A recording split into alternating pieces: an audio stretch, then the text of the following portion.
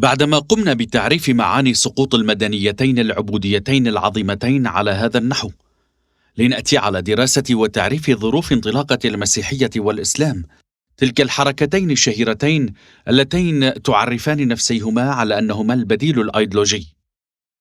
أبرزت روما شرائح هامشية واسعة أثناء تأسيسها لمجتمعها الرسمي. لم تكن تلك الشرائح من المجموعات القومية التقليدية المهاجرة، ولم تكن تحمل في مضمونها مزايا إثنية، بل كانت مجموعات جديدة هشة دنيئة واطئة وبروليتارية على حد تعبير الرومان، لذا لا تدخل في عداد المجموعات الأيديولوجية لأنها تهيم في الفراغ الكامل. لقد كانت نوعا من المتسكعين في العبودية، بحيث تشكل أرضية خصبة لأية أيديولوجية تمد يدها إليهم. كانت الأوساط تعج بأمثال هؤلاء الذين كانوا طبقة اجتماعية جديدة للمرة الأولى في التاريخ في عهد روما الأمبراطوري، وشيئا فشيئا كانت تتشكل الطرائق العقائدية المعتمدة عليهم، تماما كما كانت حال الأسنيين إبان ظهور سيدنا عيسى. لا يبرح الجدل دائرا فيما يتعلق بالتساؤل: هل عيسى إنسان حقيقي أم رمز فرضته الأوساط؟ لكن لا أهمية لهذا الأمر بالنسبة لموضوعنا. كانت روما شهدت بالتزامن مع ولادة عيسى نقلة إلى الذروة من خلال شخصية أغسطس أول أباطرتها، وبالرغم من المقاومات التي سبقت ذلك، فقد فتحت أبواب الملكية اليهودية الصغيرة على نحو شبيه في معناه بفتح شرقي البحر المتوسط. كان الوالي العام يتدبر شؤون إدارتها، بينما الطبقات العليا متمرسة في نزوعها إلى التواطؤ. ونظرا لكون المتواطئين اليهود اكتسبوا خبرات وفيرة منذ أيام النماردة والفراعنة، فلم يلقوا صعوبات تذكر في التواطؤ مع الرومان أيضا. مقابل ذلك كان لديهم نزوع راسخ ودائم إلى الحرية منذ أيام إبراهيم وموسى، فكان عيسى استمرارا لهذه التقاليد. لقد كانوا يصورون القدس على إنها حسناء مستعدة لوضع التاج على رأسها. نستشف من شروحهم أن عيسى أيضا كان تقدم لطلب تلك الحسناء بالمعنى الأيديولوجي طبعا. بالمقدور القول أن حركته الأخيرة وانتهائها بالصلب تتأتى من مرام كهذا، ففي مستهل حراكه لم يكن ثمة حركة تنظيمية ملتئمة الشمل أو متماسكة، ولا دليل عمل أيديولوجي ملموس، بل كان يتبعه حفنة قليلة ممن يشبهونه في الحال، تربطهم روابط رخوة لأبعد الحدود، وهم ذاتهم الرواد الأوائل المسمون بالحواريين، الذين يعز على المرء القول أنهم كأثنية قد احتلوا مكانة ملحوظة في الأوساط الهرمية والرسمية. أما الصلب فكان نظام عقاب شائع في المنطقة، وهو ابتكار روماني مهول تماما كالفريسة المتروكة للأسد يمزقها إيربا إيربا. الكل يعلم أن أعضاء المجموعة أولئك الذين خافوا من ذاك العقاب قد شرعوا بالهروب إلى داخل سوريا وأطرافها. كان إبراهيم أيضا قد تحرك في الاتجاه المعاكس صوب المنطقة التي شهدت لاحقا بناء القدس خوفا من ظلم نمرود. من الطبيعي حصول العديد من وقائع الصعود والهبوط في هذه الأزمان، لكن لم يكن لمشروع الإنجيل الأول أن يتشكل إلا بعد قرن من الزمن. فعلى سبيل المثال فإنجيل مرقيون المفقود في هذه الأيام هو أول مخطوط للإنجيل. يظهر أوائل القديسين والقديسات في القرنين الثاني والثالث الميلاديين بحذوهم حذو إمبراطورية روما، ليكون القرن الرابع قرن المسيحية على وجه الكمال. وما أن أعلن الإمبراطور قسطنطين المسيحية دينا رسميا، حتى شهدت الأوساط انفجارا كالبركان في تعاظم وجود القديسين والقديسات وتضاعف تعداد المجموعات المؤمنة. فيبرز أول تمايز مذهبي ويدور الجدل حول المسيحية الرسمية مسيحية الدولة. وكما هو معلوم تسود عقيدة الثالوث في المسيحية، والتي يمكن تفسيرها على أنها تصوير للأب والأم والابن الرب. ولأن كان موضوعنا غير معني بالنقاش اللاهوتي، إلا أنه من المعلوم ارتكاز دعائم هذه العقيدة إلى الماضي السحيق، إذ كان السومريون أول مجتمع حمل هذه العقيدة إلى الزقورات، حيث كانت الأم الإلهة إينانا، والأب الرب آن، والابن الرب آنكي، أول ثالوث مذكور في مجمع الآلهة. بالتالي من العسير غض النظر عن المقولة الشائعة القائلة بتأثر المسيحية بالوثنية، لكن الأغرب في الأمر هو انحدار عيسى أيضا من التقاليد العبرية أو اعتباره كذلك، حيث تتناقض التقاليد الإبراهيمية مع الوثنية بحدة، في حين نجد في التيار الديني المقاوم باسم عيسى وكأن التقليديين على وفاق. والتفسير الأصح هو هذا حسب رأيي. هذا الموضوع المشوش للعقول قد مهد الطريق فيما بعد لمداولات المذهبية الحادة والانشقاقات الكبرى والصراعات الضارية، ويتخفى وراء تلك الصراعات موضوع اعتبار عيسى ذا طبيعة إلهية أم بشرية. ولدى تفسير هذا التمييز سنلاحظ أن أغلبية القائلين بكونه من الجوهر الإلهي هم من الملتفين حول المسيحية الرسمية، وقسطنطين شخصيا من المعترفين بهذا التفسير، أي من القائلين بإلوهية عيسى. الجميع على علم بأن ألوهية الدولة هي الألوهية الرسمية التي أرسى قواعدها الكهنة السومريون. لأول مرة يبدأ انقسام الأديان إلى شطرين اجتماعيين مع السومريين، في حين أن ألوهية الإنسان هي من بقايا ثقافة المجتمع النيولوتي، أو أنها تحتضن في ثناياها بقايا مهمة من تلك الثقافة. للوثنية أيضا جوانب مشابهة. أما الطرف المقابل أي القائلون بطبيعة عيسى البشرية فيمثلون التفسير أو الميول الدينية للمجموعات الأخرى غير المتدولة. إنه تماما كالتمييز في الديانة الإسلامية بين المذهب السني دين الدولة والمذهب العلوي دين المجتمع الذي خارج الدولة.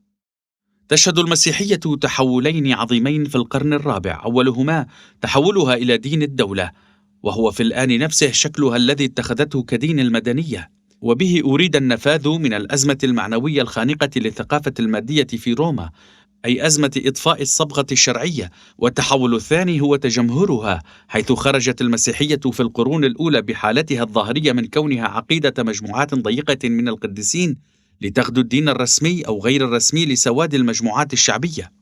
والأرمن والأشوريون والهيلينيون واللاتينيون هم أول الشعوب المتنصرة التي تخطر على البال. هكذا يبدأ ولوج فترة الحقبة الذائعة الصيت المسمى بالعصور الوسطى، أي هناك روما قسطنطين المعتمدة على الملكية البرلمانية المسيحية التي حلت محل روما الأصلية المنهارة. وفي المقابل هناك المسيحية المتعاظمة كالسيل الجارف باعتبارها حملة عظمى للثقافة الأيديولوجية. من هنا فالحقبة المسماة بعصر الظلمات تبسط لنا ضرورة هذين العاملين في عقيدة الثالوث التي تحتويها المسيحية، الدين الإلهي الرسمي والدين الإلهي غير الرسمي. يستمر الانقسام التاريخي في العصور الوسطى أيضا، ولكن متحولا، وتمر الاشتباكات بين القسمين بدموية مروعة. هكذا انتقلت الاشتباكات السابقة الدائرة بين الوثنيين لتغدو بين عيسى الإلهي وعيسى البشري، أي أن المجريات بتفسيرها الأخير ليست سوى امتداد لتقاليد الصراع القديم بين قوى المدنية والقوى الطبقية والإثنية، ولكن بأقنعة جديدة تتواءم والظروف المستجدة. التفسير الأكثر شفافية بشأن الانقسام الحاصل هو أن شريحة تتميز بركائز تاريخية غائرة من بين أولئك القائمين بهذه الحملة الثقافية الأيديولوجية الجديدة تتجه نحو المدنية وتتوافق مع الثقافة المادية، وبالتالي تصاب بالرعونة والبلادة، بينما تتجنب شريحة الأخرى ذاك الوفاق وتواصل التهافت على بسط النفوذ الثقافي الأيديولوجي.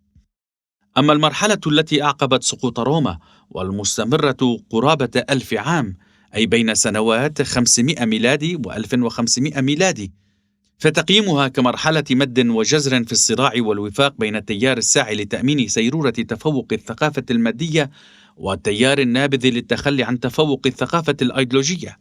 يتميز بالقدرة على إعطاء الجواب الأكثر كفاءة للواقع التاريخي، في حين أن تعابير عصر الظلمات الوسيط أو العصر الإقطاعي قد تكون أجوبة نسبية بالنسبة إلى الواقع. الميزة الرئيسية لهذه الأعوام 1000 يحددها سقوط الثقافة المادية لروما. أما التساؤل عما إذا كانت المسيحية أو الثقافة الأيديولوجية المغايرة قد ملأت الفراغات المتولدة في عناصر الثقافة المادية المنهارة أم لا، فقد توفر الأجوبة المطروحة إمكانية تقييمات أفضل بشأنه. أما عوامل الثقافة المادية فهي بيزنطة في الشرق، وحملات تأسيس المدن الجديدة في الغرب، بالأحرى في عموم أوروبا. وبالفعل بإمكاننا ربط تاريخ الثقافة المادية في أوروبا بحركات التمدن تلك. فإذا اعتبرنا مدينة مثل باريس التي تعود جذورها إلى القرن الرابع الميلادي على أنها مستوطنة روما، فلن يكون بوسعنا الحديث عن سيطرة ثقافة مادية مع وصولنا أعوام 1500 ميلادي إذن وكما لا يمكننا مقارنة المدن البارزة للوسط مع مدينة روما، فهي لا تتخطى كثيرا بنى المدن الناشئة في ميزوبوتاميا أعوام 3000 قبل الميلاد و2000 قبل الميلاد، أو تلك الناشئة على شطي بحر إيجا أعوام 600 قبل الميلاد و300 قبل الميلاد. أما القصور المنشأة فهي بعيدة عن تجاوز تلك القصور والقلاع المشيدة على حوافي جبال طوروس زاغروس أعوام 2000 قبل الميلاد و1500 قبل الميلاد. باختصار، ومثلما يفتقر تمدن أوروبا في مرحلة 500 قبل الميلاد 1500 قبل الميلاد إلى الكفاءة التي تخولها لتخطي مدن عصر الظلمات، فبمستطاعنا القول أيضا أن الثقافة المعنوية الجديدة، أي سيادة الثقافة الأيديولوجية للمسيحية، هي الأكثر بروزا وقت ذاك. أما أن يكون التفوق لصالح المسيحية فلا شك في الأهمية القصوى لذلك بالنسبة إلى التاريخ الأوروبي.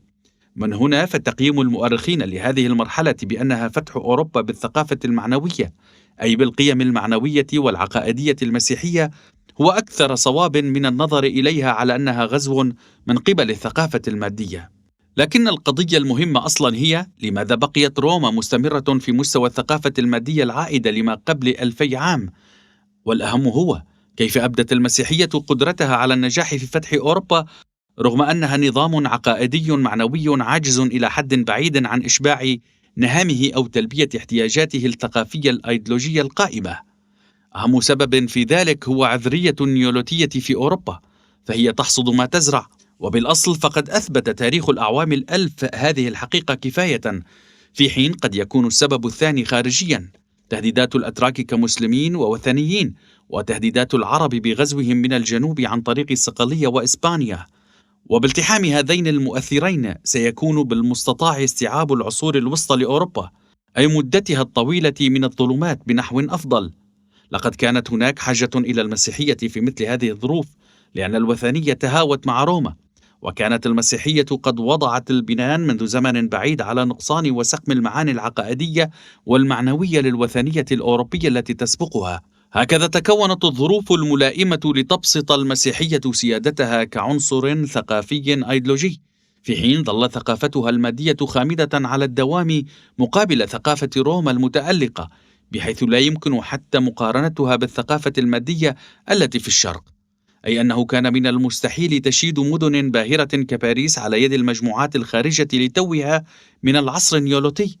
وحسب رأيي فهذان المؤثران في النقصان، أي بعد المسيحية الشاسع عن أن تكون نظاما يشبع الفراغ القائم للثقافة الأيديولوجية، وتحجر بنى المدنية وتسمرها في مستوى ما قبل 1000 عام، قد مهد الطريق للحملة المادية الكبرى لأوروبا في القرن السادس عشر.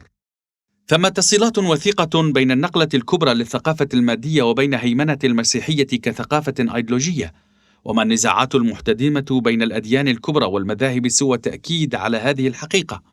أما الرأسمالية الأوروبية وبصفتها حملة ثقافية مادية مذهلة، فقد استفادت بمهارة من نقاط ضعف المسيحية المفتقرة للعناصر الأيديولوجية المنيعة، وتمكنت من إخفاء نفسها، واستغلت الثغرات الموجودة في تصدعات المجتمعات للحفاظ على وجودها، ونجحت في بناء عصر جديد بالإقدام على ما لم تجرؤ عليه أي مدنية سابقة في الارتقاء بالتسليح، اكتساب قيمة المقايضة، وبطرائقية التجارة والربح إلى مستوى قوة المدنية الرسمية. هذا ما معناه أن روما استطاعت الانتقال من المرحلة الوسطى للثقافة المادية إلى مرحلتها الأخيرة. أما فيما يتعلق بالعصر المسمى بالحداثة الرأسمالية، وهل يتعين اعتباره أزمة المدنية أم شكلها السرطاني أم آخر أطوار الشيخوخة، فسنستفيض في تناول ذلك في المجلد اللاحق. وفيما يتعلق بقصة الإسلام فهي موضوع أكثر تعقيدا، فتمدنه السريع وصراعه مع اليهودية والمسيحية منذ أولى أيام ظهوره، وتخبطه في التناقضات والشقاقات المذهبية حتى الأعماق، كلها أدلة كافية للإشارة إلى مدى تعقيد القضية. مثلما تطرقنا سابقا، فبالإمكان اعتبار القرنين السابقين لسيدنا محمد كأزمة المراحل الأخيرة للمدنية العبودية. كانت المسيحية استمدت قوتها من هذه الأزمة، ونجحت في أن تكون أول تنظيم شامل للشرائح الاجتماعية الفقيرة، وبالفعل اكتظت تلك القرون بعدد لا يحصى من الأديرة، بل وجذبت اهتمام الشعوب الفقيرة لتنجح في أن تكون قوة بديلة ولأن كانت للمسيحية إشكالياتها المختلفة، إلا أني مضطر لإتمام هذا الفصل بتناول قضاياها وقضايا الإسلام معا، نظرا لانحدارهما من الأصول عينها، وذلك بغية النظر في مدى وجود بدائل أخرى، وكذلك لشرح انطلاقة الإسلام. يستلزم شرح انطلاقة الإسلام تناول العديد من العناصر، أولها كون الإسلام الدين الأخير للتقاليد الإبراهيمية، ويبني نفسه تأسيسا عليها. هكذا تعود جذور ركائزه إلى انطلاقة من طراز إبراهيم، والتي ترجع إلى ما لا يقل عن 2000 عام. نستنبط من هنا أن الصراع العربي اليهودي صراع بين مذهبي دين واحد ليس إلا. ثانيها، إنه يطلق تسمية الجاهلية على الذهنية السائدة في مكة التي خرج منها، ما يعني أنه شكل من انتقاد وثنية مكة. ثالثها، فيما يتعلق بتحاور سيدنا محمد شخصيا مع الرهبان النسطوريين، إذ يمكن إقامة روابط ذلك مع المسيحية. رابعها، يصرح سيدنا محمد عن صلته مع التجارة كعامل لدى خديجة، ثم كزوج لها. خامسها، يتأثر بشدة بالوسط القبلي العائد في دعائمه إلى آلاف السنين، والحيوي دائما في الأوساط العربية. سادسها، مر بآخر عصور الإمبراطوريتين البيزنطينية والساسانية البهية.